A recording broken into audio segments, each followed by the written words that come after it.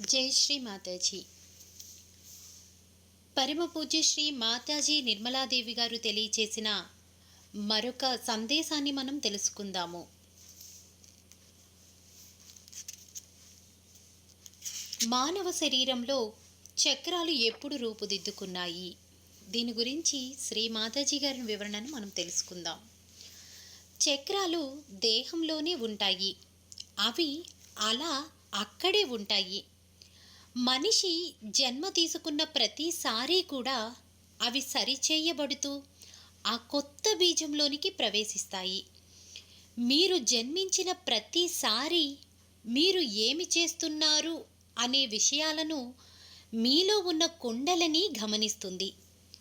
మీ చక్రాలు ఏ విధంగా వృద్ధి చెందుతున్నాయి, అవి ఏ విధంగా పని చేస్తున్నాయి అన్నీ కూడా కుండలిని గమనిస్తుంది. ఈ చక్రములు పరిణామక్రమ విధానంలో సమతుల్యత పద్ధతి ద్వారా కానీ లేక మీ సహానుభూత నాడీ వ్యవస్థ లేక విశ్వవ్యాపిత చేతనాశక్తి ద్వారా కానీ ఆకారంలో సరైన స్థితిలోనికి తీసుకుని రాబడతాయి. మనిషి తప్పులు చేస్తాడు. ఒకదాని నుంచి మరొక దాని కోసం వెతుకుతూ ఉంటాడు. ఉదాహరణకు, అతను డబ్బు కోసం, ఆ తర్వాత పదవి కోసం, ఆ తర్వాత ప్రేమ కోసం, అంటే నా ఉద్దేశ్యంలో భౌతిక సంబంధమైన ప్రేమ లేక భావోద్వేగ విషయాలు లేక కళల లాంటి విషయాల మీద వెతకటం మొదలు పెడతాడు. చిట్ట చివరకు ఈ అన్వేషణ సరైనది కాదని, దీని వలన అతను ఎలాంటి వాస్తవకరమైన ఆనందకరమైన స్థితిని పొందలేకపోతున్నాడని గ్రహిస్తాడు.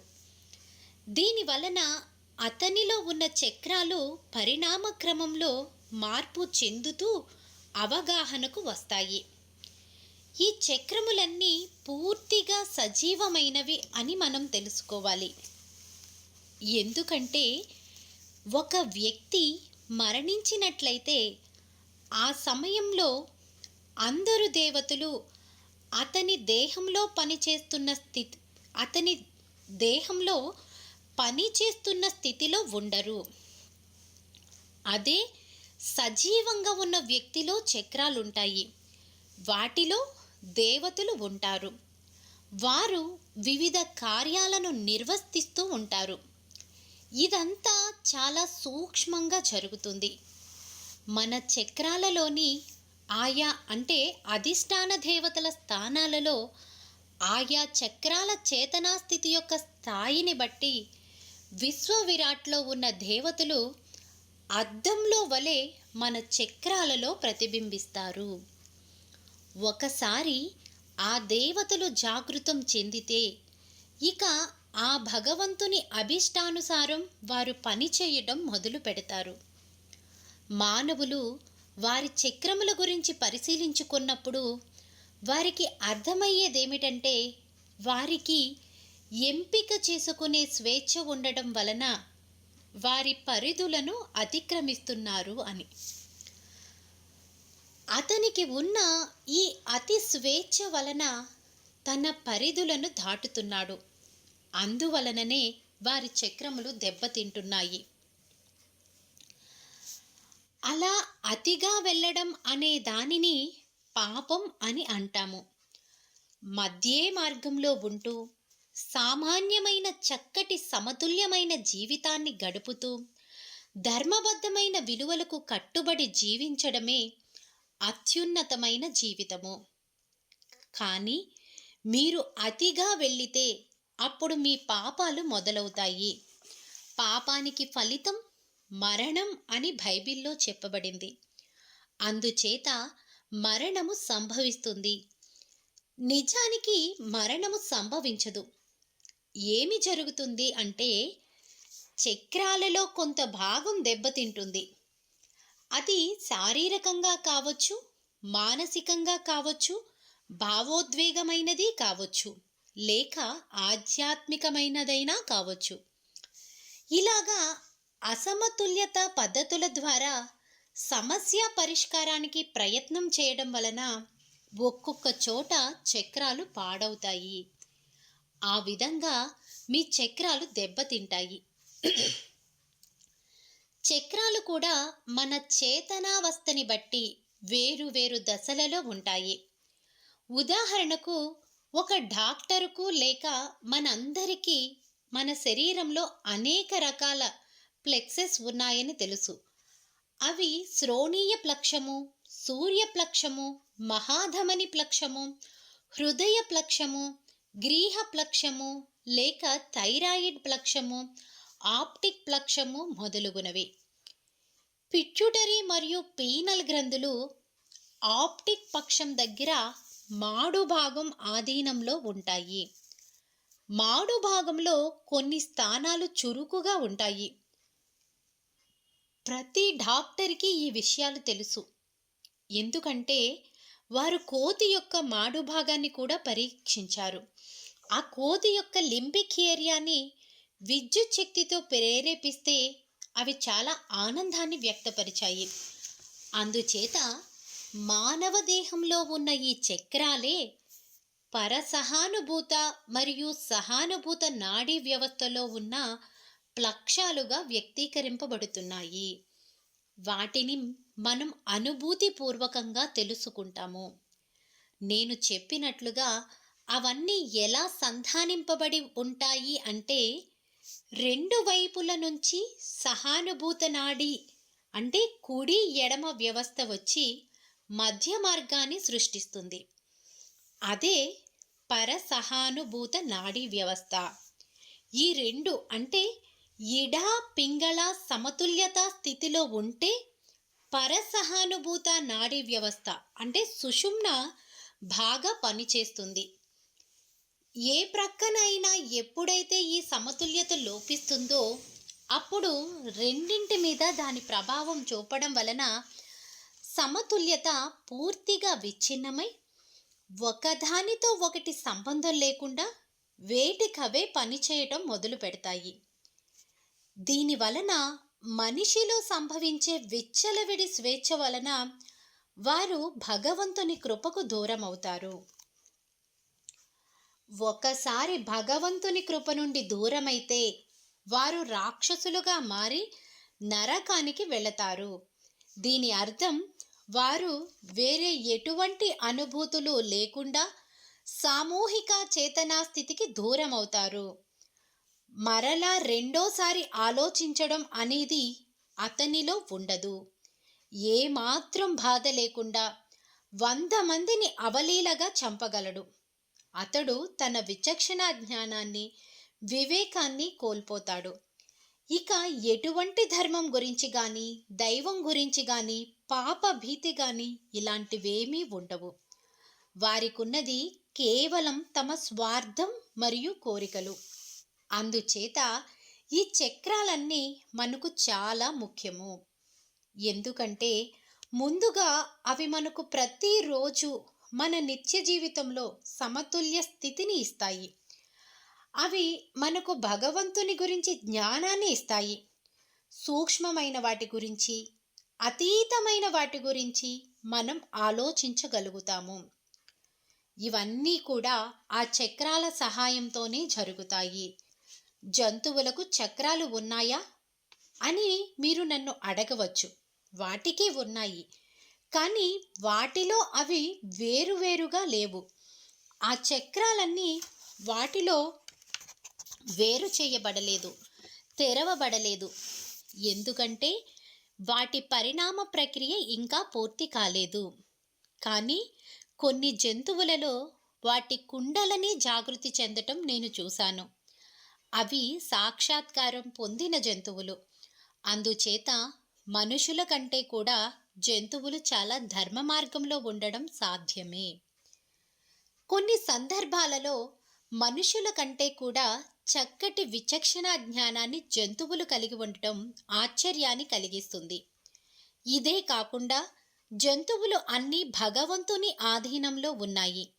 వాటి ధర్మాన్ని అవి నిర్వర్తించడానికి అవి ఆలోచించనవసరం లేదు. ఉదాహరణకు కుక్క కుక్కే, పులి పులే, మానవుడు మాత్రమే ఒక కుక్క అవ్వచ్చు, తేలు అవ్వచ్చు, పాము అవ్వచ్చు, లేక ఒక సాధువు కూడా అవ్వవచ్చు. ఈ జంతువులన్నీ కూడా అంతర్గతంగా మనుష్యులలో ప్రక్క ప్రక్కనే ఉండడం సాధ్యమవుతుంది. అవి ఎప్పుడో ఒకప్పుడు హఠాత్తుగా బయటకు దూకి మీకేసి చూసి అరవటం చూస్తే మిమ్మల్ని చూసి మీరే ఆశ్చర్యపోతారు. మనుష్యులు అలా ఎందుకు ఉంటారంటే, మన గత జన్మలలో ఏ ఏ జంతువులుగా ఉన్నామో వాటి లక్షణాలన్నీ కూడా ఇంకా మనలోనే ఉన్నాయి. మన గతం కూడా మనలోనే ఉంది. అంతేకాకుండా మనం ఏమి అవ్వవలసి ఉందో అది కూడా మనలోనే ఉంది.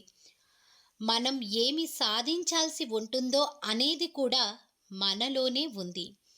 మానవులకు మాత్రమే భవిష్యత్తు, గతం, వర్తమానం ఉంటాయి. కానీ భగవంతుడికి ఇవన్నీ ఉండవు.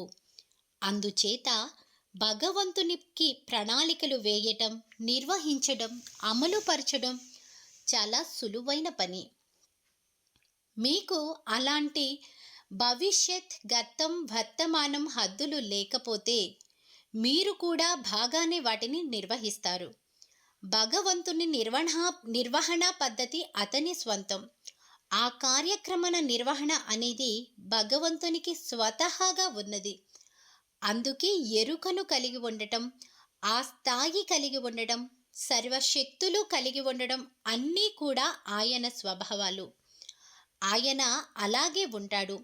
ఒకదాని తర్వాత ఒకటి ఆయన ఏ విధంగా నిర్వహిస్తున్నాడు అనేది మీరు వివరించలేరు.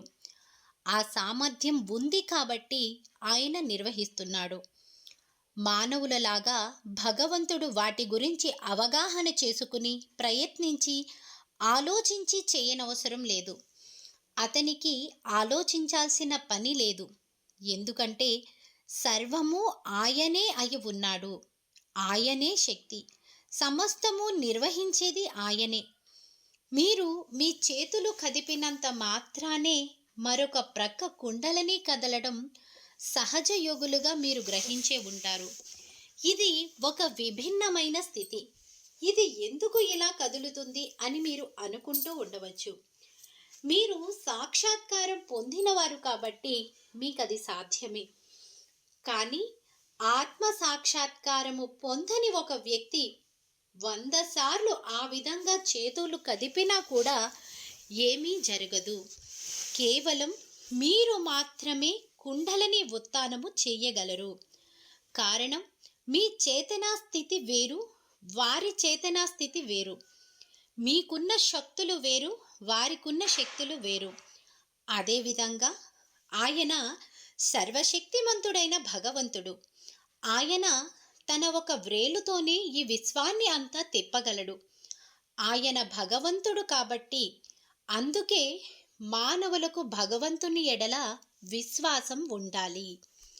మీ సమస్యకు పరిష్కరించుకోవడానికి అదియే అత్యున్నతమైన మార్గము. అంతేగాని దాని గురించి అతిగా ఆలోచిస్తూ ఉంటే మీరు వెర్రివాళ్ళు అవుతారు. అందుచేత భగవంతుడిని అర్థం చేసుకునే స్థితికి మీరు చేరాలి.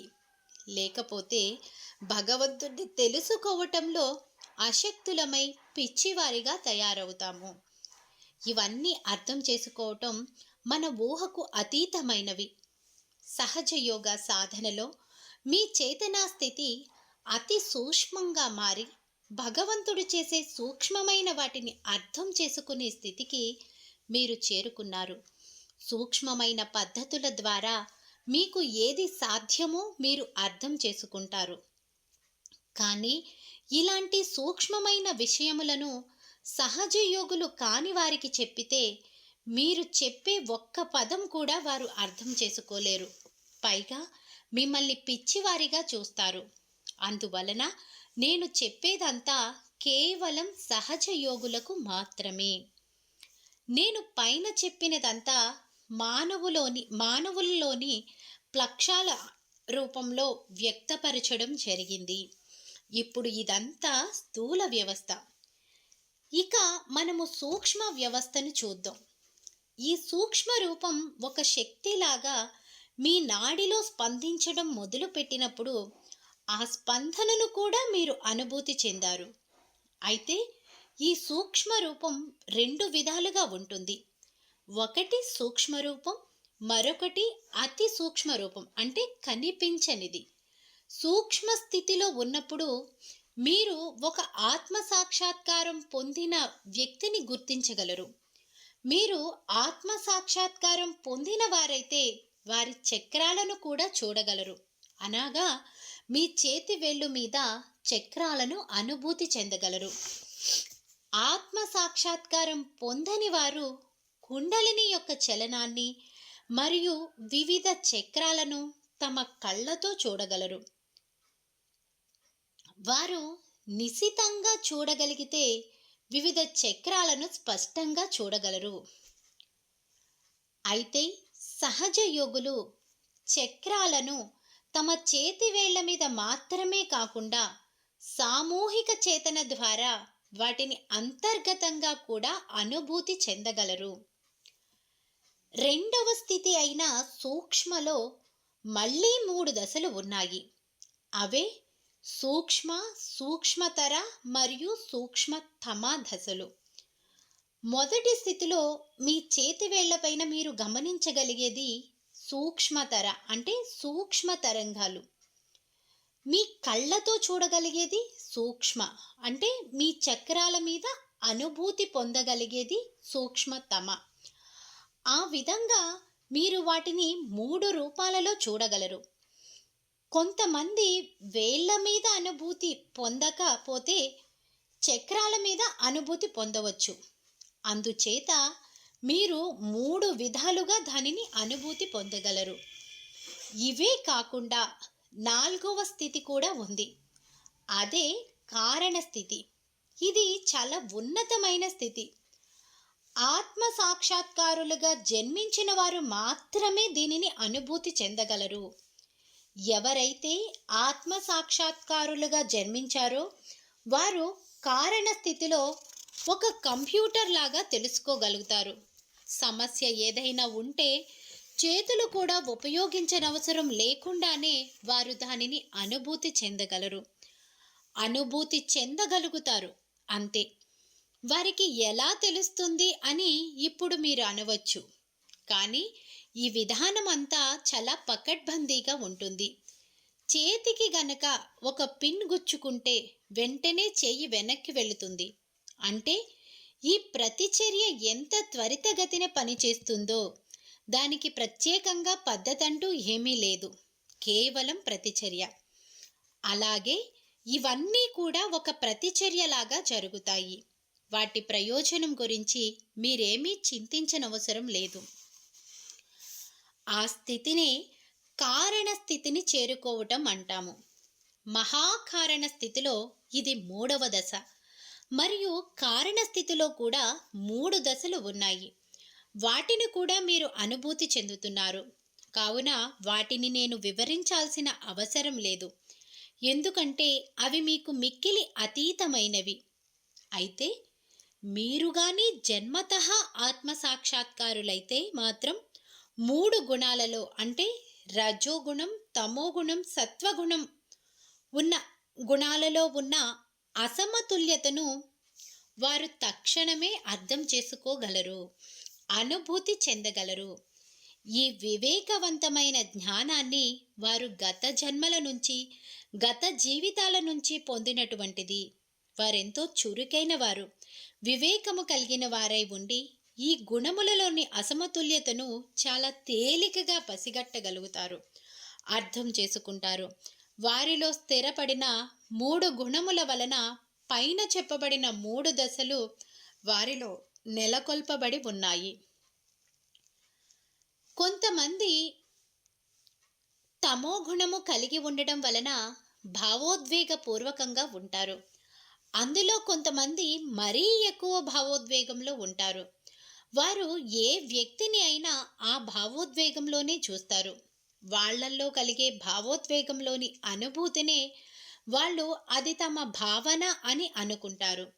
నాకు అతని మీద అటువంటి అభిప్రాయం ఉంది, ఆ విధంగా భావించాను అని అంటారు. కానీ ఒక వ్యక్తి రజోగుణాన్ని కలిగి ఉంటే వారు రజోగుణంలోనే ఎక్కువ పని చేస్తాడు. రజోగుణానికి సంబంధించిన కార్యక్రమాలు నిర్వహిస్తాడు.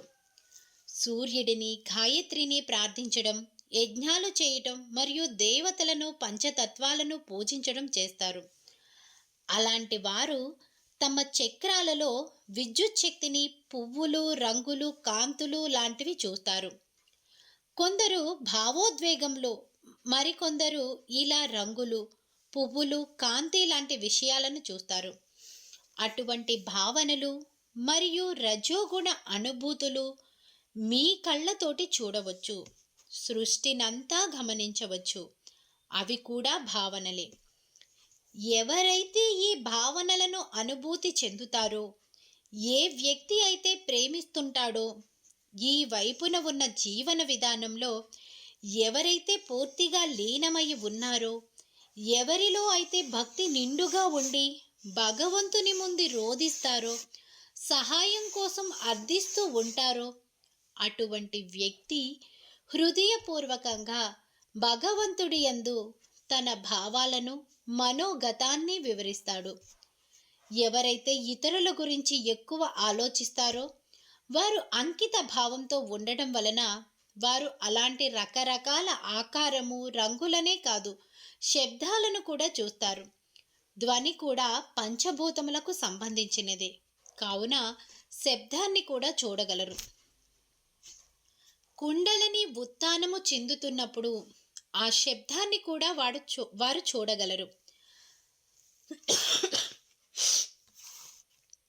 పతంజలి జ్ఞాన విధానంలో జ్ఞానము చేసేవారు ఈ రూపాలను కుండలని చక్రాల ద్వారా వెళ్తున్నప్పుడు చేసే శబ్దాలను చూశారు. అందుచేత వారు ప్రతి శబ్దాన్ని, ఆ శబ్దం ఏ విధంగా సృష్టింపబడినది, ఏ రకమైన శబ్దం సృష్టింపబడింది, ఏ రంగులో ఉంది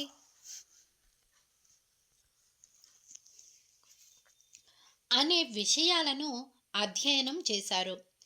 ఇది ప్రజలలోని కుడి పార్శ్వానికి సంబంధించిన ఒకవైపు జ్ఞానము మాత్రమే. వారు కుడి పార్శ్వము వైపు అతిగా ప్రయాణించి ఇది సృష్టించబడింది, అది సృష్టించబడింది, శబ్దం సృష్టించబడింది మొదలగు విషయాలు చెబుతారు. ఇది ఆది సంస్కృత భాష. ఆ తరువాత వారు భాషకు రూపం ఇచ్చారు. అందుకే దేవవాణి భాషగా భగవంతుని భాష సంస్కృతాన్ని చెప్తారు. అందుచేతనే దేవతలకు సంస్కృతం బాగా అర్థమవుతుంది. కాబట్టి మంత్రాలను సంస్కృతంలో చదివినప్పుడు వారు వాటిని తక్షణమే సంపూర్ణంగా అర్థం చేసుకుంటారు. సంస్కృతం వారి నుండే ఆవిర్భవించింది కాబట్టి వారు దానిని బాగా అధ్యయనం చేశారు. భారతదేశంలోని ఇతర భాషలలో చాలా భాషలు సంస్కృతం నుండే ఆవిర్భవించాయి. ఇలాగా సంస్కృత భాష రూపాంతరం చెందుతూ ప్రాకృతి సంస్కృతంగా మారింది. అప్పుడు మగధి, పైశాచి, మహారాసన్ మొదలగు భాషలు ఈ విధంగా వచ్చినవే. ఇదంతా పుట్టుక. ఒకదాని నుంచి ఒకటి పుట్టాయి. ఇతర దేశాలలో ఇతర భాషలు కూడా కుండలిని ద్వారా వ్యక్తీకరింపబడినవి. కానీ వారు ఎక్కువగా బాహ్యంగా ఉన్న వాటిని పరిశీలించి పదాలను నేర్చుకున్నారు. ఉదాహరణకు గాలి యొక్క శబ్దం నుండి అని దానిని వారు ఎయిర్స్ లాగా పిలవడం మొదలుపెట్టారు. ప్రకృతి నుంచి వారు నేర్చుకున్నదంతా ఎక్కువగా బాహ్యపరమైనది. ఎల్లప్పుడూ బాహ్యపరంగా నేర్చుకున్న ప్రతీదీ కూడా అంతర్గతంగా నేర్చుకున్న దానికన్నా కొంత తక్కువ స్థాయిలోనే ఉంటుంది. ఎందుకంటే సబ్జెక్టివ్ అనేది అంతర్గతం నుండి నేర్చుకునేది, అయితే ఆబ్జెక్టివ్ అనేది బాహ్యం నుండి నేర్చుకునేది. మీరు అంతర్గతంగా ఉన్న మూల శబ్దాన్ని బాహ్యపరంగా విన్నప్పుడు దానిలోనే స్వచ్ఛత కొంత లోపిస్తుంది. కొన్ని భాషలలో అలా జరిగింది. ఈ ఆబ్జెక్టివ్, సబ్జెక్టివ్ల గురించి మీకు తెలుసు కదా. కొన్ని భాషలలో అలా జరిగింది. కొన్ని భాషలు సంస్కృతానికి బాగా దగ్గరగా ఉంటాయి, కానీ అవి కూడా వాటి గుణాల ఆధారంగా మలుపులు తిరిగాయి.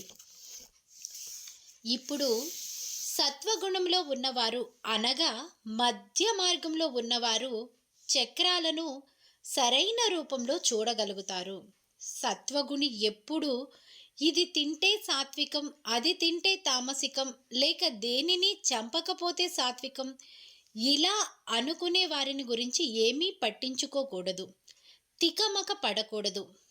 ఎందుకంటే సత్వగుణం ఉన్నవారికి ఇలాంటి వాటిలో సరైన అవగాహన ఉంటుంది. సత్యం ఏమిటో తెలుసుకోగలడు. ఉదాహరణకు, కృష్ణుడు అంతమంది రాక్షసులను ఎందుకు చంపాడో వివరించాల్సి వస్తే అది పూర్తిగా సాత్వికత, ధార్మికత, ధర్మముతో కూడిన పనే అని చెప్తారు. ఎందుకు దుర్గాదేవి అంతమందిని రాక్షస సంహారం చేసింది అంటే ఆ రాక్షసుల రక్తాన్ని ఆమె స్వీకరించాల్సి ఉంది కాబట్టి. ఎవరైతే అతిగా కుడి ఎడమల వైపు వెళ్లకుండా మధ్య మార్గంలో వెళతారో వారి ద్వారానే వివేకవంతమైన ధార్మికమైన సన్మార్గము స్థాపించబడుతుంది. అలాంటి ఆత్మ సాక్షాత్కారులుగా జన్మించిన వారు చాలా అరుదుగా ఉన్నారు. మానవ మాతృలైన బుద్ధుడు, మహావీరుడు ఇద్దరూ మాత్రమే అనేక జన్మలు తీసుకుని ఆఖరికి ఒకవైపు నుంచి మరొక వైపుకు ఇలాగ అతిగా వెళ్ళడం మంచిది కాదని తెలుసుకున్నారు. వారు ఇంకా తాము అవతారాల్లో ఉన్నత స్థాయికి చేరలేదు. ఆ గమ్యానికి చేరడానికి ఒక వ్యక్తికి ఎప్పుడూ దిశా నిర్దేశాలను ఇవ్వడానికి ఎవరో ఒకరు మోడల్ అంటే ఆదర్శంగా సృష్టింపబడాలి.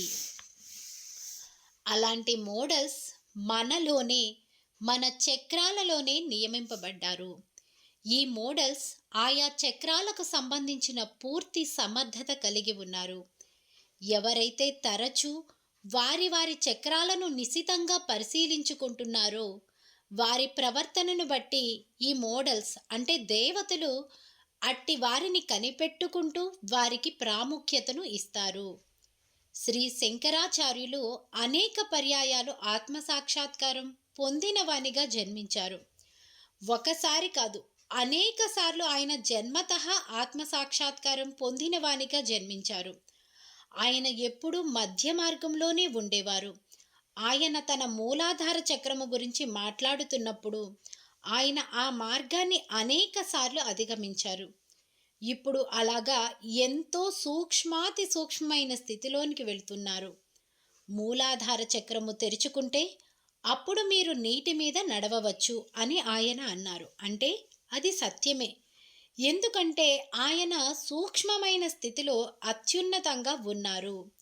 ఉన్నత స్థితిలో ఆధ్యాత్మిక శిఖరాలను చేరుకోవడానికి 1, 2, 3, 4 సార్లు ప్రయత్నిస్తే గాని మీరు ఏదో ఒక దశలో కనీసం ఆ ఉన్నత శిఖరాలు చేరుకునే మార్గానికి చేరువలోకి రాలేరు. అయినా అప్పటికైనా నీటి మీద నడవాలి, నీటి మీద నడవడానికి ఏమిటి అలా అని అనుకోవటం అంత ముఖ్యం కాదు. ఎందుకంటే మీరు అవతలి వైపుకు చేరాలంటే పడవను తీసుకోండి లేదా నడిచి వెళ్ళండి. అంతేకాని నీటి మీద నడవవలసిన పనేముంది అంటే నీటి మీద నడవడం, గాలిలో ఎగరడం ఇలాంటివన్నీ కూడా మీరు కుడి పార్శ్వం వైపు మొగ్గుతున్నారని అర్థం. వీటన్నింటినీ మీరు పడవ సహాయంతోనో లేక విమానం సహాయంతోనో ఎక్కడికి కావాలంటే అక్కడికి చేరవచ్చు. అదే ఎడమ వైపు అయితే మీరు చూసిన వాటి గురించి భావోద్వేగంలో ఉంటారు. ఇతరులపై మీరు అమితమైన ప్రేమను చూపిస్తారు. అలాంటి వారిని కొంతమందిని మీరు చూసే ఉంటారు. అటువంటి వారిలో శ్రీ సాయినాథ్ ఒకరు. ఆయన అంతర్గతంగా ఎడమ పార్శ్వం వైపు ఉన్నారు. ఆయన సంపూర్ణ ప్రేమమూర్తి. ఆయనకు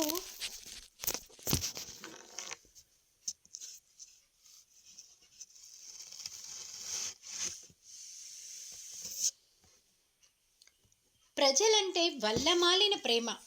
ఒకసారి ఒక నిరుపేద మహిళ దీపావళి పండుగను కూడా జరుపుకోలేనటువంటి పరిస్థితుల్లో ఉంటే దానిని ఆయన చూడలేక ఆమెకు కొంత నీరు ఇచ్చి ఆ నీటితో దీపాలు వెలిగించుకోమన్నాడు. ఆ నీరు నూనెగా మారింది. దానితో ఆమె దీపాలను వెలిగించింది. ఇది నిజమే. మీరు కూడా దానిని చేయగలరు. ఇది సాధ్యమే. ఈ శక్తితోని తినే ఆహారం యొక్క పరిమాణాన్ని కూడా పెంచవచ్చు. క్రైస్ట్ చేసినట్లుగా మీరు కూడా ఆహార పరిమాణాన్ని పెంచగలరు. ఇలాంటివన్నీ అందరూ చేయవచ్చు. కొంతమందిలో కొన్ని, మరికొంతమందిలో మరికొన్ని, ఇంకా కొంతమందిలో ఈ శక్తులన్నీ ఉండవచ్చు. ఇదంతా ఒకవైపు. అదే అవతారమూర్తులైతే వారికి అన్ని శక్తులు ఉంటాయి. వారు వాటిని ఉపయోగించుకోవాలంటే ఉపయోగించుకుంటారు, లేకపోతే లేదు. అది వారి మీద ఆధారపడి ఉంటుంది. అంతా బాగుంది అనుకోండి, ఇది మంచిది అని అనుకుంటారు. అలా అని మీరు దానిని అంటిపెట్టుకుని ఉండడం కాదు. కానీ మీరు చూడనటువంటి వాటి గురించి కూడా మీరు చేయడానికి ప్రయత్నించాలి. ఉదాహరణకు, ఇప్పుడు మీరు కొంతమంది తలల నుంచి కాంతి రావడం చూశారనుకోండి, అది విషయాలను ఒక కోణం నుంచి చూడడం లాంటిది. మరొకటేమిటంటే, ప్రక్కవారి గురించి అనుభూతి చెందాలి.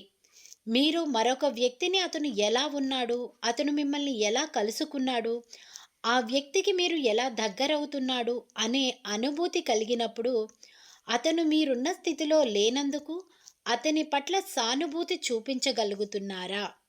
ఇది కూడా మీరు సమతుల్యం చేసుకోవాల్సిన స్థితే. చేసుకోవాలి కూడా. కానీ కొంతమంది వారు దృఢంగా లేకుండా ఇతరులకు చేద్దామనుకోవడం చాలా ప్రమాదకరమైనటువంటిది. అందుచేత నేను మిమ్మల్ని అందరినీ హెచ్చరిస్తున్నాను. మీరు ఎప్పుడైతే కాంతిని చూడడం మొదలుపెట్టారో దాని అర్థం మీరు ఒక ప్రక్కకు వెళుతున్నారు. అప్పుడు మీరు మీ మాటలలో కానీ ప్రవర్తనలో కానీ ఎక్కువ ప్రేమను, సానుభూతిని చూపిస్తూ ఇతరులకు ప్రేమ పంచాలి. మీ హృదయంలో కుడి ప్రక్కన ఎక్కువ అభివృద్ధి చెందుతూ ఎడమ ప్రక్కన తక్కువ అభివృద్ధి చెందుతున్నారని కుదురుగా ఆలోచించి గమనించుకోండి. అప్పుడు మీరు కుండలిని కుడివైపు నుండి ఎడమవైపు నుండి జాగృతం చేసుకోవాలి. కానీ అది యాంత్రికంగా కాకూడదు. నేను నా హృదయాన్ని బాగా అభివృద్ధి చేసుకోవాలి, సమతుల్యతలో ఉంచుకోవాలి అనే దాని గురించే కేవలం ఆలోచించాలి. ఇది మీలో ఇతరుల మంచిని గురించిన ఆలోచనను అభివృద్ధి చేస్తుంది. నేను ఇతరుల మీద చూపిస్తున్న ఆదరాభిమానాన్ని వివరించడానికి సాధ్యం కాదు. ఎక్కడైనా ఎవరైనా ఏడవడం చూస్తే నా కళ్ళల్లో అనుకోకుండా నీళ్లు తిరుగుతాయి. అలా అని మీరు పైకి ఏడవకపోయినా, మీరు మనసులో బాధపడినా కూడా నాలో చాలా బాధ కలుగుతుంది. అదేవిధంగా ఎవరైనా ఇలాంటి బాధను పడుతున్నప్పుడు మీలో కూడా వారి యొక్క బాధలకు సంబంధించిన వాస్తవమైన స్పందన కలగాలి. కొంతమంది విషయంలో ఇది విపరీతంగా ఉంటుంది, మరో పార్శ్వం వైపు ఏమీ ఉండదు. అందుచేత మీకు రెండో పార్శ్వాల వైపు సమతుల్యంగా ఉండాలి. మీలోనే రెండింటినీ సమతుల్యం చేసే శక్తులు ఉన్నాయి. ఆ విధంగా మీరు ఎవరి దగ్గరైనా అధికంగా ఏదైనా చూసినా దానిని గురించి పట్టించుకోకండి. సరే, వారు అలాంటి తపస్సు చేశారు, అందుచేతనే వారు అలా పొందుతున్నారు అని అనుకోవాలి. ఇది సహజ యోగానికి ఉపయోగపడుతుంది. అప్పుడు ఎవరు ఆత్మ సాక్షాత్కారం పొందినవారో పొందని వారెవరో మీ అంతటా మీరే తెలుసుకుంటారు. ఇంకా పొడిభారితనం మీలో ఉంటే మీరు దాని నుంచి బయటపడడానికి ప్రయత్నించండి.